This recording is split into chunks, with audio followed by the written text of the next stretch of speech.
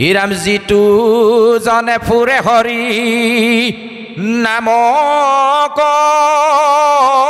কুঁৱৰী তাৰ পাছে পাছে ফুৰে যত দেৱ দেৱী মূৰ্তিমন্ত হৈয়া পঞ্চ প্ৰকাৰ মুকুতি মুকলৈও বাপ বুলি কৰয় কাকুতি আমি যদি ভগৱন্তৰ একান্ত সেৱক হওঁ আমি যদি ভগৱন্তৰ গুণনাম কীৰ্তন কৰি ফুৰোঁ তেতিয়াহ'লে মুক্তি নিজে নিজে আমাৰ পিছে পিছে ঘূৰি ফুৰিব মুক্তি আমি বাঞ্ছা কৰিব নালাগে এতিয়া আমি কীৰ্তন কৰাৰ কথাটোলৈ আহোঁ আমাক পিছত এষাৰ কথা কৈছিল আমি আপোনাসবক কৈ থৈছিলোঁ যে হীৰাম শুনে বা ভনে বা স্মৰে নতুবা আদৰে আনে বা গাৱন্তে জীৱা অভিনন্দা কৰে এতিয়া কথাটো হ'ল কি চাওক ইয়াৰ আগত আমাক এটা কথা কৈ থৈ গৈছিলে যে শব্দ বাক্য সকলোৱে ক'ব নোৱাৰে কিন্তু শুনাৰ শক্তিটো সকলোৰে আছে এতিয়া মন কৰিব ইতৰ যিবিলাক প্ৰাণী আছে খুব অকণমান মন দি কথাখিনি শুনিলে আপোনালোকে বুজি পাই যাব মই ক'ব বিচাৰিছোঁ কি আচলতে যে ইতৰ যিমানবোৰ প্ৰাণী আছে গৰু ছাগলী কুকুৰ মেকুৰী ইহঁতে শুনে নে নুশুনে নিশ্চয় শুনে শ্ৰৱণ শক্তি সিহঁতৰ আছে নহ'লে সেই বুলি ক'লে কুকুৰটোৱে কেনেকৈ বুজি পায় আহ বুলি ক'লে সি ওচৰলৈ কেনেকৈ আহে নিশ্চয় বুজি পায় কিন্তু গৈছোঁ দেই মই আঁতৰি যাওঁ দেই এনেকৈ ক'ব পাৰেনে সিহঁতে নোৱাৰে ক'ব পৰা শক্তিটো সিহঁতক দিয়া নাই সেইকাৰণে সিহঁত দুখীয়া জীৱ ভগৱন্তই সিহঁতক দুখীয়া জীৱ বুলি কৈছে এই দুখীয়াসকলক সেইকাৰণে আমাক দয়া কৰিবলৈ কৈছে মৰ্ত্যজনক সমভাৱ জ্যেষ্ঠজনক সৎকাৰ দৰিদ্ৰত দয়া কৰিবা বাৰম্বাৰ শাস্ত্ৰই আমাক কৈছে আমি দৰিদ্ৰত দয়া বাৰম্বাৰ কৰোঁনে আমি নিজক যদি সোধোঁ আমি দৰিদ্ৰ বুলিলে সাধাৰণতে টকা পইচা নোপোৱাজনকে টকা পইচা নথকাজনকে দুখীয়া বুলি আমি দৰিদ্ৰ বুলি কওঁ কিন্তু শাস্ত্ৰই সেইসকলক দৰিদ্ৰ বুলি কোৱা নাই সেইসকলক দৰিদ্ৰ বুলি কৈছে যিসকলে আমি কোৱাৰ দৰে শব্দ এটা ক'ব নোৱাৰে আমি কোৱাৰ দৰে আনক কথা এটা বুজাই দিব নোৱাৰে নিজৰ ঘৰটো নিজে বনাই ল'ব নোৱাৰে নিজৰ খোৱাখিনি নিজে যোগাৰ কৰি ল'ব নোৱাৰে ইহঁতকো দৰিদ্ৰ বুলি কৈছে ঠিক আছে আমাৰ নিজৰ ভাষাৰে আমি বুজোঁ আহক দুখীয়া বুলি যিজনক আমি কৈছোঁ দৰিদ্ৰ বুলি যিজনক কৈছোঁ সেই দৰিদ্ৰজনক আমি দয়া কেনেকৈ কৰিছোঁ বাৰম্বাৰ কৰিছোঁনে বাৰু আমি কেনেকৈ দয়া কৰোঁ জানেনে কথাটো এনেকুৱা হৈছে দৰিদ্ৰক দয়া কেনেকৈ কৰিছোঁ চাব দেই এতিয়া কথাটো হৈ গ'ল আমি যেনিবা বিশাল মাৰ্কেট বা এনেকুৱা ধৰণৰ ডাঙৰ বিগ বজাৰ এখনলৈ গৈছোঁ তাতে কি হৈছে কাপোৰ কিনিম বুলি গ'লোঁ তাত এটা কৃষ্ণ জন্মতে পাপবোৰ লৈ অহা নাই সেইকাৰণে আমি নিষ্পাপ শিশু আমি যে শিশুসকলক কওঁ এই নিষ্পাপ শিশুটোক এনেকৈ ক'ব নাপায় এনে ব্যৱহাৰ কৰিব নাপায় তাৰমানে মনুষ্যৰ যোনি পাবৰ কাৰণে আমি মানে হাজাৰ পুণ্য কৰি আহিছোঁ 84 লক্ষবাৰ বেলেগ বেলেগ জীৱ হিচাপে জন্মগ্ৰহণ কৰাৰ পাছতহে আমি মনুষ্যজনী পাইছোঁ মানে কেলে যে আমাৰ পুণ্যৰ ফলত কিন্তু পাপবোৰ কেতিয়া গোট খাই জানেনে পাপবোৰ আমি আচুৰি লওঁ আমি পাপবোৰ গোটাই লওঁ মই সেইকাৰণে আৰম্ভণিতে কৈছিলোঁ যদি পুণ্য কৰিবলৈ মন নাই যদি মোৰ সাধ্য নাই নকৰাটো শ্ৰেষ্ঠ কিন্তু পাপখিনি গোটাই আমি ল'ব নালাগে মই এইটো কাৰণে কৈছোঁ চাওক মই ককাইদেউৰ ঘৰলৈ গ'লোঁ 4জন মোৰ লগত গৈছে আমি 4জনৰ মাজত কথা বতৰাত ব্যস্ত নিজৰ মাজত কথা পাতি আছোঁ খুব ককাইদেউ সুধিলে বোলে এইফালেকে আহিলেনে আমি তেওঁৰ কথাত গুৰুত্ব দিয়া নাই আমি 4জনৰ মাজতে কথা পাতি আছোঁ তাৰ মাজতে আহি তেখেতে সুধিলে বোলে ভালে আছেনে আমি তেখেতৰ কথাত গুৰুত্ব দিয়া নাই আমি আমাৰ 4জনৰ মাজতে কথা পাতি আছোঁ তেখেতে শেষত ভাবিবলৈ বাধ্য হ'ব এইকেইটাই যদি নিজৰ কথাতে ইমান ব্যস্ত আমাৰ ঘৰলৈ নাহিলেও হ'লহেঁতেন তাতে কথাখিনি পতা হ'লেও হ'লহেঁতেন ভাবিবনে নাভাবিব গতিকে মই পাপ এটা গোটাই ল'লোঁ মই দুখ এটা গোটাই ল'লোঁ কি সেইদিনা ককাইদেৱে মোক চিনি পালে যে এইটো বৰ কিবা ধৰণৰ মানুহ দেই মানুহৰ ঘৰলৈ গ'লে নিজৰ মাজতে ব্যস্ত হৈ থাকে কেলে আহিছে সুধিলেও কথাটো ক'ব নাজানে ক'বনে নক'ব সেই দুখটো মই গোটাই ল'লোঁ নে নল'লোঁ পাপবোৰ আমি এনেকৈ গোটাই লওঁ আজি মই আপোনাসবৰ চৰণত পুনশ্চ সেৱা ধৰিছোঁ অন্তত ভগৱন্তৰ গৃহলৈ আহি অন্য কথা পাতি সেনেকুৱা পাপ অকণমান গোটাই নল'ব, বৰ দুখ লাগিব। মই নিজৰ মাতৃসম, নিজৰ ভাতৃসম, নিজৰ ঘৰৰ আমাৰ সমস্তৰ পৰিয়ালৰ এজন বুলি আমি কৈছোঁ। মনলৈ অহা কথাখিনি মাত্ৰ। যদি কিবা এটা খুব দৰকাৰী কথা পাতিবলৈ মন গৈছে, লাহেকৈ কাকো অসুবিধা নকৰাকৈ উঠি গৈ আমি বাহিৰত পাতিম। নামগৃহৰ ভিতৰত ভগৱন্তই দেখি আছে, ইয়াত ভগৱন্তৰ ক্ষীৰ ভাগ, ইয়াত ভগৱন্তৰ বানময় মূৰ্তি প্ৰতিষ্ঠা হৈ আছে। নহ'লে আমি সেৱা কিয় কৰিছোঁ? চকী জ্বলাইছোঁ, কাক জ্বলাইছোঁ? ইয়াত যে বন্তি, হাজাৰ হাজাৰ বন্তি জ্বলিছে, সকলোৱে আহি যে ইয়াত সেৱা ধৰিছে, কাক প্ৰাৰ্থনা কৰিলে? কাক ক'লে? ভগৱন্তকে কৈছে। তেতিয়াহ'লে ভগৱন্ত আছে ইয়াত।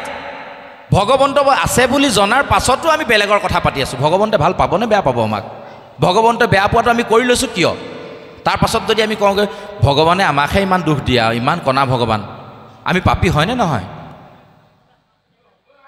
আপোনাৰ হ'ব কোৱা নাই, কথাখিনি মই নিজক কৈছোঁ যে এই কথাখিনি কোৱাৰ পাছত যদি মই বেলেগ কথা পাতোঁ তেতিয়াহ'লে মোৰ পাপটো আৰু ডাঙৰ হ'ব। মই যাতে এই গৃহভাগত থাকোঁতে বেলেগ কথা মোৰ মনলৈ নাহক, সেই কথাটোত বান্ধিবৰ কাৰণে নিজক জোৰ দি এই কথাখিনি কৈ মই বান্ধিব বিচাৰিছোঁ। এতিয়া আহোঁ ভকত অভকত ভাগৱত ধৰ্মৰ সম্পৰ্কে অকণমান আগবঢ়াই দিওঁ। প্ৰভুজন আহিছে, তেৰাই আলোচনা কৰিব। গতিকে আজি আলোচনাতকৈ বেছি আমাক পৰিচালক হিচাপে দায়িত্ব দিছে কাৰণে আমি আলোচনালৈ বেছিকৈ যোৱা নাই। তথাপিও এই কথাকেইটা নক'লে মোৰ মনটো বেয়া লাগিব। ভাগৱত ধৰ্মৰ বিষয়ে পিছলৈ পাঠে পিছলৈ ক'ব, উত্তৰটো আমি তেতিয়াও পাম। আমি তাৰ মাজতে দিবলৈ চেষ্টা কৰিম। এতিয়া মাত্ৰ এটা সৰু উদাহৰণ আপোনাসবক দিব বিচাৰিছোঁ। ভকত চিনি পাব কেনেকৈ, অভকত চিনি পাব কেনেকৈ। এতিয়া মন কৰিব, এই সময়ত গাঁওখনৰ এনেকুৱা এজন মানুহ ইয়াত সোমাই আহিলে আপোনাসবৰ মন সচকিত হৈ গ'ল।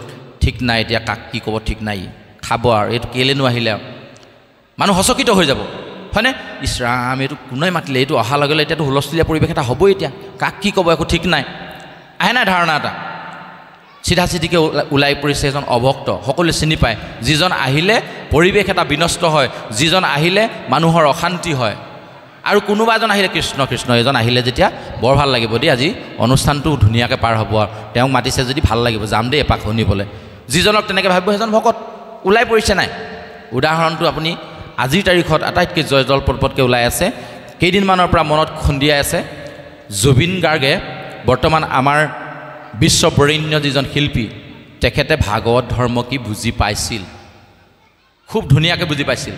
যদিও তেওঁ কৈছিলে মোৰ কোনো জাতি নাই, মোৰ কোনো ধৰ্ম নাই, মোৰ কোনো ভগৱান নাই, কিন্তু তেওঁ সঁচা সঁচিকৈ ভগৱান চিনি পাইছিলে কাৰণে বেলেগ কোনো ভগৱান নাই বুলি এটা ঐশ্বৰিক শক্তিক তেওঁ বুজি পাইছিলে, যাৰ কাৰণে সমস্ত জীৱক তেওঁ সমজ্ঞান কৰিব জানিছিলে, যাৰ কাৰণে আজি তেওঁৰ পিছত ইমান অগণন ভকত, ইমান অগণন অনুৰাগী। এইটো তেওঁ গোটাই লোৱা নাই, এইটো ভগৱন্তই তেওঁক দি দিছে। উদাহৰণ এটা দিওঁ চাওক।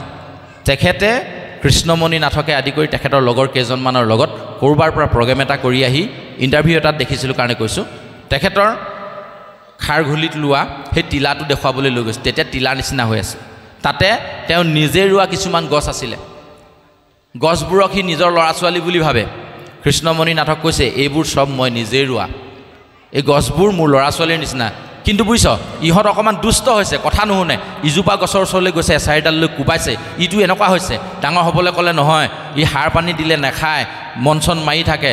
আকৌ সিজোপা গছলৈ উঠি গৈছে, ই কিন্তু বৰ ভাল দেই, ই বৰ ধুনীয়াকৈ লহপহকৈ বাঢ়ি গৈছে। এই কৰ্দৈজোপা যে ই খুব সোনকালে ডাঙৰ হ'ল, ৰহ মই কৰ্দৈ এটা পাৰি দিছোঁ। গছত উঠি গৈ ৰাতি 1টা বজাত কৰ্দৈ পাৰি আনি কৃষ্ণমণি নাথক খাবলৈ দিছে।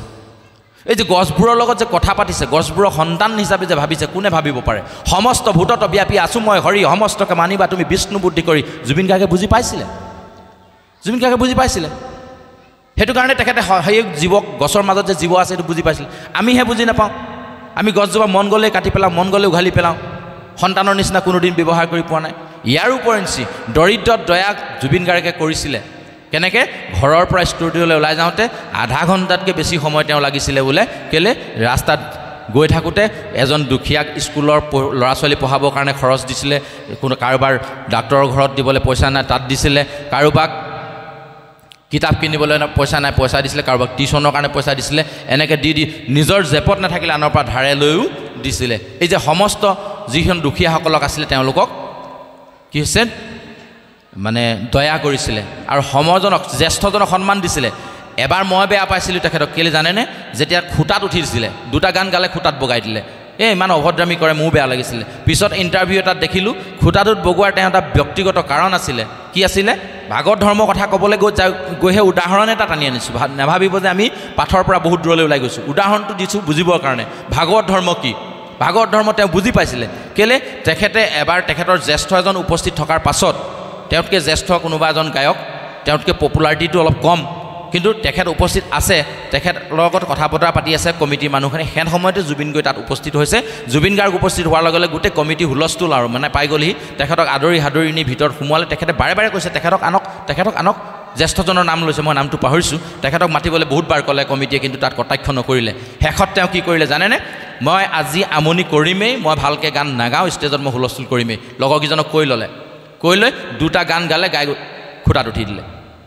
তে জ্যেষ্ঠজনক সন্মান কৰিছে। জ্যেষ্ঠজন তেওঁতকৈ কম পপুলাৰিটি থাকিব পাৰে, কিন্তু তেখেতক মাতা ভিতৰলৈ, মোক মাতিলে নহ'ব, তেখেতকো মাতা। এই যে যিবোৰ জ্ঞান আছিলে, তাৰ কাৰণে আজি উত্তৰ পুৰুষে তেওঁৰ পিছত ইমান বলিয়াৰ দৰে দৌৰিছে। ভাগৱত ধৰ্ম তেওঁ বুজি পায়।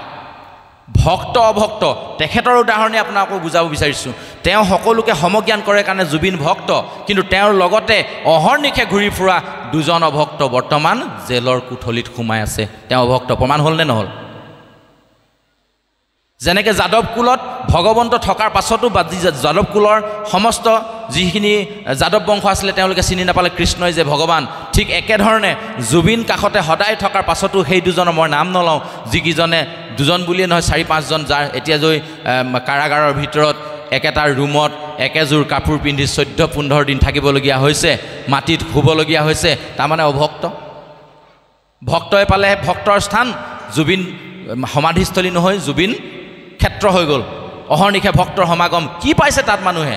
ৰাতি 1টা বজাত আজি তাৰিখত গৈ পিনি তাত চাকি জ্বলাই আছে, হুলস্থুল কৰি আছে। চৰকাৰে নিৰ্দেশ দিছে ৰাতি 1টা বজাত তালৈ যাব নালাগে, তথাপিও কৈছে আমি যাম। তাত গৈ যিটো পবিত্ৰতা অনুভৱ কৰিছোঁ, যিটো মানে কি আছে পজিটিভিটি লাভ কৰিছোঁ, সেইটো যোৱাজনেহে উপলব্ধি পাৰি। ইমান জোৰ ক'ৰ পৰা আহিছে? এইটো ভকতজনৰ ক্ষেত্ৰত থাকে। এনেকুৱা বহু উদাহৰণেৰে সৈতে এই পাঠভাগ সন্নিৱিষ্ট হৈ আছে। পিছলৈ ভাগৱতেও এনে সুন্দৰ সুন্দৰ কিছুমান উদাহৰণ দিব, যিবোৰ উদাহৰণেদি আমি আজি বুজিম ভক্ত কাক কয়, অভক্ত কাক কয়, ভাগৱত ধৰ্ম কি, মায়া কি।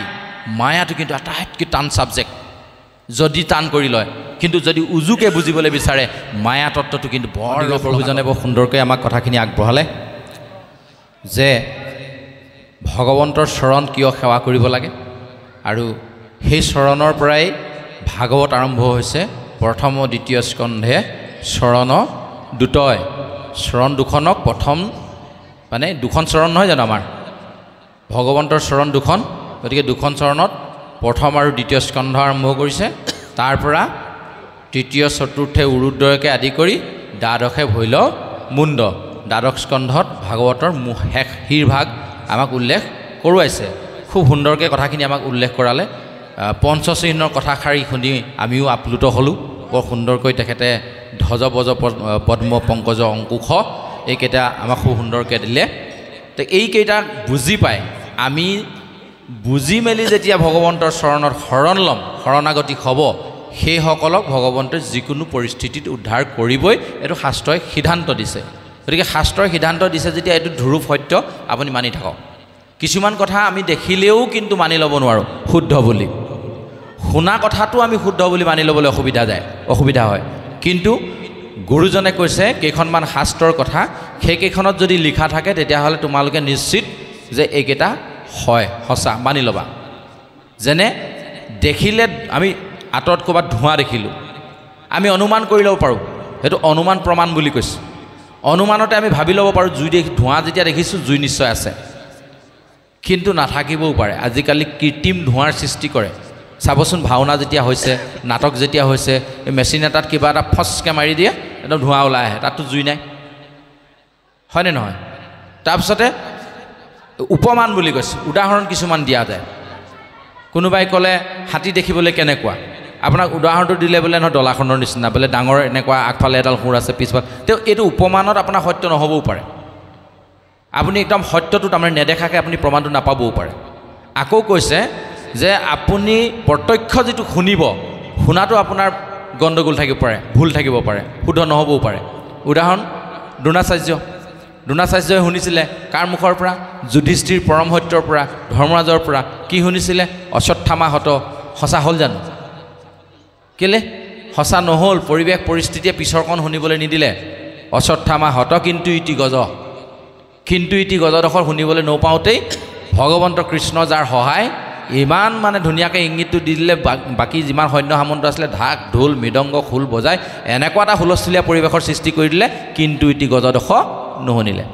শুনাটোতো গণ্ডগোল থাকিব পাৰে, দেখাটোতো গণ্ডগোল থাকিব পাৰে। আমি আকৌ কোনখিনিৰ পৰা দেখিছোঁ কথাটো? এবাৰ বুঢ়ী আই এগৰাকী অকলে অকলে থাকে, গাই এজনী আছে, গাখীৰকণ খাই এনেকৈ জীয়াই থাকে আৰু যি দুই এমুঠি পায় তেনেকৈ।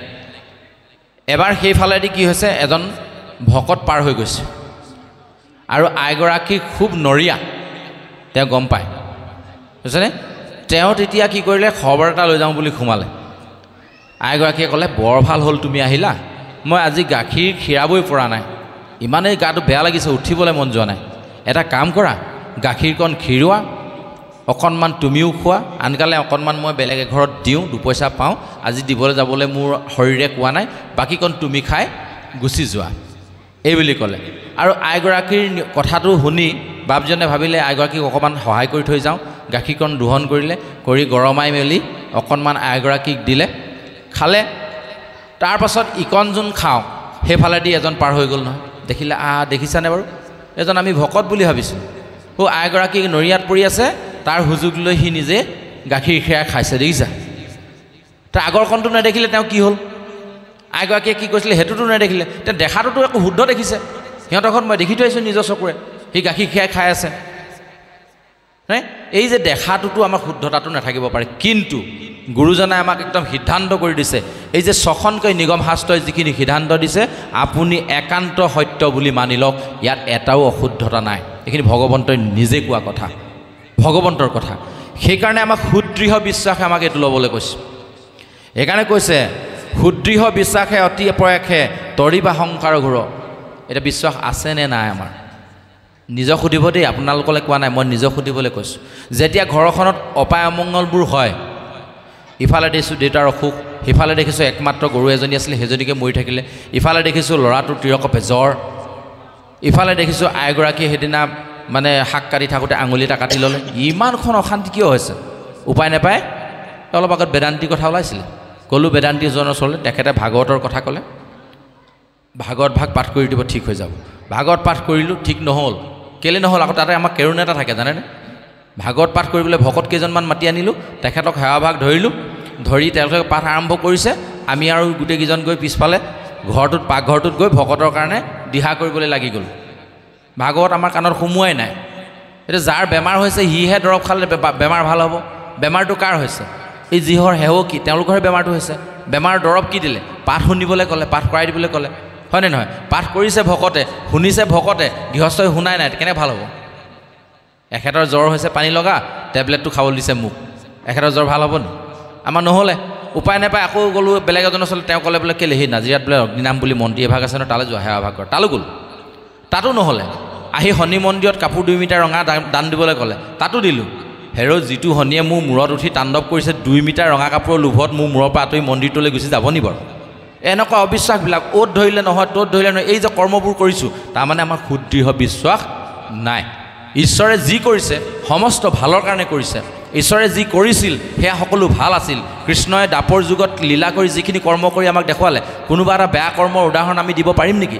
সমস্ত জগতৰ কল্যাণৰ হেতু কৰিছে, কেৱল আনন্দৰ কাৰণে কৰিছে। কৃষক হেন শব্দ ইটো জগত বাচক ন আনন্দ প্ৰৱৰ্তক। ভগৱন্ত 9টা আনন্দ নাম আছে, চিদানন্দ, সদানন্দ, পৰমানন্দ, এনেকৈ 9টা নাম আছে আনন্দদায়ক। সেই 9টা আনন্দ য'ত জড়িত হৈ থাকিব, সমস্ত পৃথিৱীত সেই 9টা আনন্দই যাক ধৰি ৰাখিব, তাকে কোৱা হৈছে কৃষ্ণ। কৃষক হেন শব্দ ইটো জগত বাচক, সমস্ত জগতক বাচক হিচাপে লৈছে কৃষক শব্দটোৱে। 9 আনন্দ প্ৰৱৰ্তক, 9টা আনন্দ তাত প্ৰৱৰ্তিত হৈ থাকে, তাকে কৃষ্ণ বুলি কোৱা হৈছে। সেই কৃষ্ণক বাদ দি যি অন্য ভজনা কৰি ফুৰে, তেখেতক সুদৃঢ় বিশ্বাস আছে বুলি আমি ক'ব নোৱাৰোঁ। যি কৰিছিলে ভালেই কৰিছিলে, যি কৰিব ভাল কৰিব, যি কৰিছে ভালেই কৰিছে। সাধু এটা কওঁ, সাধু শুনিলে মানুহৰ মনবোৰ অকণমান ফ্ৰেছ হৈ যায়, ৰিফ্ৰেছ কৰিব বিচাৰিছোঁ অকণমান। ৰাইট ক্লিক কৰিম কম্পিউটাৰ ন ৰিফ্ৰেছ হ'ব আচ্ছা এতিয়া কথাটো হৈ গ'ল কি এজন ৰজা আছিল 13জন মহামন্ত্ৰী আছিল খুব সুন্দৰকৈ সংসাৰখন চলাই গৈছিলে ৰাজ্যখন চলাই গৈছিলে এদিন ওচৰৰ ৰাজ্য এখনে এই মন্ত্ৰীজনে আকৌ খুব ভগৱন্তৰ বিশ্বাস কৰে ঈশ্বৰে যি কৰে ভালেই কৰে এই বুলি কয় যেতিয়াই তেওঁক এখন তৰোৱাল উপহাৰ দিলে মহাৰাজে বৰ ভাল পালে দেখিলা মন্ত্ৰী ওচৰৰ ৰাজ্যখনে মোক এখন ধুনীয়া তৰোৱাল উপহাৰ দিছে এনেকৈ বুলি খাপৰ পৰা উলিয়াবলৈ লওঁতেই এইভাগে টানি উলিয়াওঁতে বুঢ়া আঙুলিটো কাটি ছিঙি পেলালে ই প্ৰথমে দিওঁতে ক'লে ঈশ্বৰে যি কৰে ভালেই কৰে দিছে আকৌ ভালহে হৈছে এনেকৈ ক'লে যেতিয়া আঙুলিটো ছিঙি পেলালে তেতিয়াও কৈছে ঈশ্বৰে যি কৰে ভালেই কৰে বোলে তো ৰজাটো উঠিলে খং মোৰ আঙুলি ছিঙি মাটিত পৰিলে ই আকৌ কৈছে যি কৰে ভালেই কৰে এইটো বন্দী কৰি থ বেলেগ প্ৰহৰীসকলক নিৰ্দেশ দিলে বন্দী কৰি থৈ দিলে তাৰপিছত কমাত আঙুলি শুকাল গ'লে সেইটো আঙুলি নাই আৰু বঙাৰ তথাপিও ৰজাৰ মৃগয়া কৰিবলৈ মন গ'ল নিৰ্দিষ্ট দিনত আঙুলিটো ভাল হ'ল আৰু কিন্তু সেইটো আঙুলি নাইকিয়া হ'ল তথাপি মৃগয়া কৰিবলৈ মন গ'ল তেওঁ লাহেকৈ মৃগয়ালৈ ওলালে গ'ল মৃগয়ালৈ গৈ থাকোঁতে গভীৰ অৰণ্যত প্ৰৱেশ কৰিলে এনেকুৱা জেগাত প্ৰৱেশ কৰিলে য'লে মানে তেওঁ খুব তীব্ৰ গতিত ঘোঁৰা দৌৰাব পাৰে বাকী প্ৰজাসকল ক'ৰবাতে থাকি গ'ল তেওঁ গৈ মানে অটব্য অৰণ্যৰ পৰা ঘূৰ আন্ধাৰ হ'ল বাকীসকল সৈন্য বিচাৰি নাপায় ৰজাক আন্ধাৰলৈকে বিচাৰিলে ক'তো নাপায় উভতি গুচি আহিলে হেন সময়ত এখিনি যক্ষই তেওঁক লগ পালে নৰবলি দিবৰ কাৰণে সিহঁতি মানুহ বিচাৰি ফুৰিছিল এনে মজা পালে পাই গ'লোঁ এটা কাইলৈ অনত গোসানী ভগৱতী তুষ্ট হ'বই হ'ব আৰু ইমান সুঠাম দেহৰ এটা নৰ পালোঁ ঠিক আছে তুমি ধৰি লৈ যোৱা বাকীসকলে ধৰি লৈ গ'ল পিছদিনা ৰাতিপুৱাই তাক ধুৱাই পখলায়ো বলি দিব গম পাইছেনে তাৰপিছত আৰু পিছদিনা ৰাতিপুৱা হ'ল ৰজাক মানে ধুৱাই পখলাই আনিলে বলি দিবৰ কাৰণে নিৰ্দিষ্ট যিজনে বলি কটা মানুহ যক্ষ সেইজনে বলি হাতখন মানে এনেকৈ কাটিবলৈ লওঁতেই চালে ই আঙুলি এটা নাই এইটো নহ'ব নহয় অংগসূত্ৰ থকা মানে পূজা নলয় নহয় এইটো এৰি দিলে তেতিয়া ৰজাই চিন্তা কৰিলে অ' ঈশ্বৰে যি কয় ভালে কৰে এইজনাই মোক এনেই কোৱা নাছিলে আঙুলিটো কটাৰ কাৰণে আজি মোৰ ডিঙিটো বাচিলে আঙুলিটো থকা হ'লে মই যে ডিঙিটো কাটিলেহেঁতেন হয়নে নহয় বাচি গ'ল ঘূৰি আহিলে তাক লকাপৰৰ পৰা উলিয়াই আনিলে ঠিক আছে দেই মন্ত্ৰী তুমি ঠিকেই ক'লা যি কৰে ভালেই কৰে তে মোৰ আঙুলিটোৰ কাৰণে মই যে ডিঙিটো বাচি মই ঘূৰি আহিলোঁ কিন্তু মই এটা কথা বুজি নাপালোঁ তুমি যে কোৱা ঈশ্বৰে তোমাক ভালেই কৰে বুলি তো তোমাৰ ক্ষেত্ৰত কি ভালটো কৰিলে আজি ইমান দিনে তুমি যে জেলত সোমাই থাকিলা তোমাৰ ক্ষেত্ৰতো ভাল নকৰিলে মইতো ভাল নেদেখিলোঁ সেই মহাৰাজ বোলে আপুনি একেবাৰে অকৰা হৈছে বোলে কেলে বোলে আপুনি যেতিয়া মৃগয়ালৈ গ'লহেঁতেন আপোনাৰ লগত কোন গ'লহেঁতেন বোলে তুমি গ'লাহেঁতেন আৰু আপোনাৰ সমানে ঘোঁৰা কোনে দৌৰাব পাৰে সেইজনে পাৰে আকৌ বাকীখিনিয়ে নোৱাৰে আপোনাৰ সমানে ঘোঁৰা দৌৰাব কোনে পাৰে বোলে তুমি পাৰা তেতিয়াহ'লে আপোনাৰ সমানে অৰণ্যত কোনে ফচিলেহেঁতেন বোলে তুমি ফচিলাহেঁতেন আঙুলিটো পিছদিনা কটা দেখি আপোনাকতো এৰি দিলেহেঁতেন ডিঙিটো কাৰ গ'লহেঁতেন বোলে তোমাৰ গ'লহেঁতেন ঈশ্বৰে যি কয় ভালেই কৰে এই সুদৃঢ় বিশ্বাস আমাৰ মনত লাগিব এই বিশ্বাস আমাৰ মনত লাগিব চাওক ঈশ্বৰে যেতিয়া কষ্ট দিয়ে আপুনি ভাবিব পূৰ্বৰ জন্মৰ মোৰ পাপৰ টোপোলাটো খৰচ হৈছে সেইকাৰণে কষ্ট পাইছোঁ যিমান পাৰে আৰু কষ্ট দিবলৈ ক'ব ভগৱন্তক তেতিয়া সোনকালে পাপৰ টোপোলাটো শেষ হৈ যাব পাপৰ টোপোলা শেষ হ'লে কোনটো টোপোলা খোল খাব দুটা টোপোলা আমাৰ কিন্তু আছে পাপ পুণ্যৰ দুটি ভাৰ হয়নে নহয় লগত লৈ যাওঁ আমি এই দুটা টোপোলাৰ পাপটো যেতিয়া শেষ হৈ যাব পুণ্যৰ টোপোলা খোল খাব তেতিয়া সুখেই সুখ গতিকে দুখ পালে আমি কোনোদিন কষ্ট পালে ভাবিব নালাগে ভগৱানে আমাক অত্যাচাৰ কৰিছে কেলে উদাহৰণ এটা আকৌ দিওঁ আকৌ সাধু শুনি খুব ভাল লাগে এইভাগে বুজি বেছি ভাল লাগে যে এই সুদৃঢ় বিশ্বাসৰ কথা ক'বলৈ যাওঁতেই কথাখিনি কৈছোঁ ভগৱন্তৰ ওপৰত বিশ্বাস ৰাখক এতিয়া এটা কেঁচুৱা যেতিয়া মাকে কোলাত লৈ গাখীৰ খুৱাই থাকে সি কিমান আনন্দ পায় চাওকচোন মাকে ইমান মৰম কৰিছে মূৰত মোহাৰি ভৰিত চফা কৰি হয়নে নহয় মূৰত থপৰিয়াই দেহাত থপৰিয়াই গান গাই তাক খুৱাই আছে কিমান সুখ পাইছে এতিয়া একেগৰাকী মাকে যেতিয়া কুহুমীয়া গৰম পানী অকণমান লৈ এই চাবোন তেল কিবা অকণমান মিহলি কৰি গাটো যেতিয়া ধুৱাই দিব সি কান্দিব নাই খুব কান্দিব তেতিয়াহ'লে মাকে তাক অত্যাচাৰ কৰিছে নি তাকোতো মৰমেই কৰিছে ভগৱন্তই দুয়ো প্ৰকাৰে আমাক মৰমেই কৰে গম পাইছেনে এই যে আমাক ধুৱাওঁতে যে আমি কান্দো এই দুখ পাওঁতে আচলতে আমি কান্দো সেইকাৰণে কৈছে সুখত যিজনে নাহাঁহে দুখত যিজনে নাকান্দে সেইজনক স্থিতপ্ৰজ্ঞ বুলি জানিবা অৰ্জুন স্থিতপ্ৰজ্ঞজনেহে ভগৱন্তক সদায় লগ পায় যিজনে মানুহ জন্ম হ'লে আনন্দ নকৰে মৃত্যু হ'লে নাকান্দে কেলে জন্ম মৃত্যু আছেই সেইটো নিশ্চিত তাত কান্দিবলগীয়া কি আছে মৃত্যু হ'লে দেহাটো হেৰালে সৰুৰ পৰা ডাঙৰ হ'লে সৰুকালটোতো হেৰালে মানুহে নাকান্দে কেলে আয়ো মই ডাঙৰ হৈ গ'লোঁ নহয় মোৰ ল'ৰালিকালটো নাইকিয়া হ'ল নহয় এজোপা কান্দে নি মানুহে যে ডেকা কালটো শেষ হৈ যেতিয়া বুঢ়া হৈ গ'ল ইছ ৰাম মই কেলেনো বুঢ়া হ'লোঁ বুলি কান্দে নি মানুহে যেনেকৈ বাল্যকাল যুৱাকাল বৃদ্ধাকাল এটা অৱস্থা মাত্ৰ জন্ম মৃত্যু তাৰে এটা অৱস্থাহে মাত্ৰ এই কথাটো বুজি লৈ মৃত্যু হ'লে আমাক কান্দিবলৈ কোৱা নাই জন্মটো সুখ কৰিবলৈ কোৱা নাই আনন্দ কৰিবলৈ কোৱা নাই কাৰণ এইখিনি সম্পূৰ্ণ তেখেতে দিছে কাৰণেহে আমি পাইছোঁ ভগৱন্তৰ ঈশ্বৰৰ বাহিৰে দিওঁতা কোনো নাই কাছজনীয়ে বালিত কণী পাৰি পানীত ৰৈ থাকে উমনি নলয় পানীত উমনি লয় কেলে সুদৃঢ় বিশ্বাস আছে ভগৱন্তই যেতিয়া মোক কণী পৰুৱাইছে পোৱালি ওলাবই মোক বিচাৰি আহিবই আৰু হয় যায় আমাৰ সুদৃঢ় বিশ্বাস নাই ক'ত নাই জানেনে যেতিয়া আমাৰ টকা পইচা ধন ঐশ্বৰ্য হয় তেতিয়া আমাৰ বিশ্বাসটো কমি যায় সেইকাৰণে আমাৰ পেট ফালি সন্তান জন্ম দিবলগীয়া চিজাৰিং যিসকলৰ চাবচোন টকা পইচা নাই সেইজনীয়ে আগদিনালৈকে ঢেকীয়া পুতলি আছে হাবিৰ মাজত পিছদিনা ল'ৰা জন্ম দিছে ঢেৰ উদাহৰণ আছে আপোনালোকে চাব হয়নে নহয় মই আকৌ 1.5 লাখ টকা খৰচ নকৰিলে ল'ৰাই জন্ম নহয় কেলে ভয় ভগৱন্তই যেতিয়া মোক গৰ্ভত স্থিত কৰিছে ভগৱন্তই তাৰ পৰা উলিয়াই অনাৰ দায়িত্বও লৈছে আহিবই কিন্তু তাত অমান বিসংগতি আছে কেলে আমি বিকৰ্ম কৰোঁ অকৰ্ম কৰোঁ সন্তান গৰ্ভত থকা অৱস্থাত কৰিবলগীয়া কৰণখিনি যদি শুদ্ধভাৱে নকৰোঁ তেতিয়াহ'লে সন্তান সময়মতে অহাটো খেলি মেলি হ'ব পাৰে যাৰ কাৰণে পেট ফালিবলগীয়া হ'ব পাৰে নাৰীত পাক খাব পাৰে ইয়াৰ মূল তত্ত্বটো কি হৈছে জানেনে সেই সময়ত সন্তানটো যেনেধৰণে লালিত পালিত হ'ব লাগে তৃতীয় স্কন্ধ ভাগৱতত ইমান সুন্দৰকৈ দিয়া আছে যিখিনি আমি আজি এদিনৰ আগতে ইভাগ নামঘৰত অকণমান চুই গৈছিলোঁ সম্পূৰ্ণ শেষ কৰিব নোৱাৰিলোঁ সময়ৰ অভাৱত এই কথাখিনি আমি জানিব লাগে তৃতীয় স্কন্ধ ভাগৱতত এটা সন্তান কেনেকৈ লালিত পালিত হ'ব লাগে কেনেকৈ স্থিতি দিয়াব লাগে সম্পূৰ্ণ শুদ্ধভাৱে ভাগৱতত উল্লেখ কৰা আছে যে সেইকাৰণে কওঁ যে খুব ঘনাই ঘনাই এই অনুষ্ঠানবোৰ হওক বৰ মহা পুণ্য অনুষ্ঠান এইবিলাক যে এই অনুষ্ঠানবিলাকত আহকচোন আমি দীঘলীয়া কৰিলে একেদিনে আমনি লাগে গম পাইছেনে এই কিমান যাবি আৰু ইমান শুনিবি আমনি লাগি গ'ল কাণ ঘোলা হৈ গৈছে এনেকুৱা লাগে যেতিয়া কমকৈ শুনিব প্ৰথম দ্বিতীয় 2 গিলাচ পানী খাই যেতিয়া সামৰি দিব 3 নম্বৰ গিলাচ পানী তেতিয়া আপোনাৰ নষ্ট নহ'ব গতিকে এনেধৰণে শুনি ভাগৱত প্ৰত্যেক ঘৰতে মই এটা কথা কওঁ প্ৰতি মাহত এদিন হ'লেও ভাগৱত পাঠ আৰম্ভ কৰক ঘৰত নিৰ্দিষ্ট কৰি দিব 2 ঘণ্টা বাছ 2 ঘণ্টা সেই 2 ঘণ্টাত না খাব না বোলে বেলেগ কিবা কৰিব একো নকৰিব একো দৰকাৰ নাই 2 ঘণ্টা আলহী আহিছে কথা পাতিম বাছ ইমানে কথা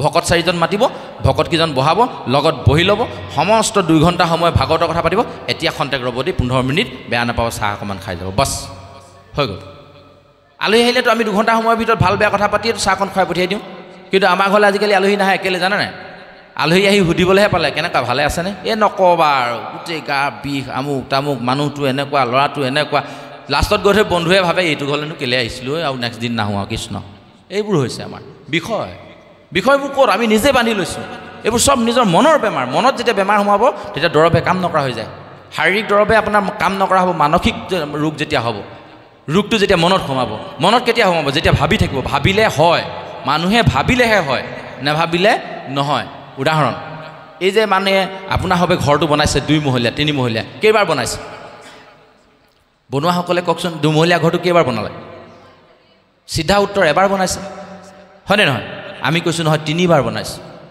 প্ৰথমবাৰ মানুহজনে ভাবিছে মই ঘৰটো এনেকৈ বনাম এইবাৰ এনেকৈ ইমানকেইটা টকা পাম আমুকৰ পৰা এইটো হ'ব এইবাৰ ঘৰটো 2 মহলীয়াকৈ বনাম প্ৰথমে মনতে বনালে তাৰপিছত চিন্তা কৰিলে নাই দৰাৰ খিৰিকীবোৰ কেনি দিম মই গোটেইখিনি অকলে ভাবিলে বেয়া হ'ব নাই আমি আৰ্কিটেক্সাৰজনৰ ওচৰলৈ যাওঁ ইঞ্জিনিয়াৰ ওচৰলৈ যাওঁ ড্ৰয়িং এটা লৈ আহোঁ দ্বিতীয়বাৰ কাগজত বনালে 3 নম্বৰ বাৰতহে বনাই শুদ্ধটো হ'ল কিন্তু ভাবাৰ পাছতহে বাকীখিনি হ'ব প্ৰথম ভাবিব লাগিব কিন্তু ভাবৰ শুদ্ধতা য'ত থাকে তাত ভগৱান এনেও তুষ্ট হয় আকৌ সাধু এটা কওঁ নি ভাবৰ সাধু এটা যে ভাবিলে ভগৱন্ত তুষ্ট হ'বই যদি আপুনি ভগৱন্তক ভুলভাৱেও আৰাধনা কৰিছে কিন্তু মনৰ ভাৱটো শুদ্ধ হৈছে তেতিয়াও ভগৱান আপোনাৰ কাৰণে তুষ্ট হ'বই তাৰো এটা সাধু আছে পিছত কম অকণমান এডভাৰটাইজ দিলোঁ এতিয়া অকণমান পাঠ শুনো 2জন পাঠকে আমাৰ মাজলৈ আহিলে খুব সুন্দৰ পাঠ আমি শুনি খুব আপ্লুত হৈছোঁ গতিকে আৰু অকণমান শুনি লওঁ তাৰপাছত আমি ভাবিলে যে কামটো হয় এই কথাটো আমি পাতিম আমি প্ৰভুজনৰ মুখেও শুনিবলগীয়া কথা আছে প্ৰভুজনক পুনৰবাৰ মই ধন্যবাদ দিছোঁ তেখেতে ধ্বজ বজত জব পংকজ অংকুশ যিটো আমাক ক'লে প্ৰভু আমি পৰম কৃতাৰ্থ হ'লোঁ আমাৰ নিজৰ কথা কৈছোঁ আমি যি ধৰণে বুজি আছোঁ এইটো আৰু এটা নতুন ৰসৰ সৃষ্টি হ'ল আপোনাৰ নাম লৈ অনাগত অনুষ্ঠানত মই য'ত বহিম ধ্বজ বজ পদপদ্ম অংকুশ আপোনাৰ নাম লৈ মই সেই কথাখিনি ক'ম মানে আমি আজিলৈকে যিমানখিনি আৰম্ভ কৰিছোঁ যাৰ মুখেৰে কথাখিনি শুনো তেওঁৰ কথা নোকোৱাকৈ মই কথাখিনি আৰম্ভ নকৰোঁ কাৰণ আপুনি আজিৰ তাৰিখত ধ্বজ বজ পংকজৰ আপুনি অন্য এজন মোৰ কাৰণে গুৰু যিটো দীক্ষা আপুনি মোক আজি দিলে সেইটো মই কোনো কালে নাপাহৰোঁ খুব সুন্দৰ হৈছে ধ্বজবজ পংকজ সঁচাকৈয়ে আমাৰ ধ্বজ ভগতৰ চৰণত সেইকাৰণে সেৱা হৈ পেলাই ভগৱন্তৰ চৰণত সেৱা সেইকাৰণেহে কৰিব লাগে তেখেতে তেনেধৰণে আমাক সাঙুৰি ল'ব ভগৱন্তই আমাক সাঙুৰি ল'ব সাৱটি ল'ব খুব সুন্দৰ হৈছে আমি পিছৰ পাঠলৈ যাবৰ কাৰণে অনুৰোধ জনাইছোঁ কৃষ্ণ কৃষ্ণ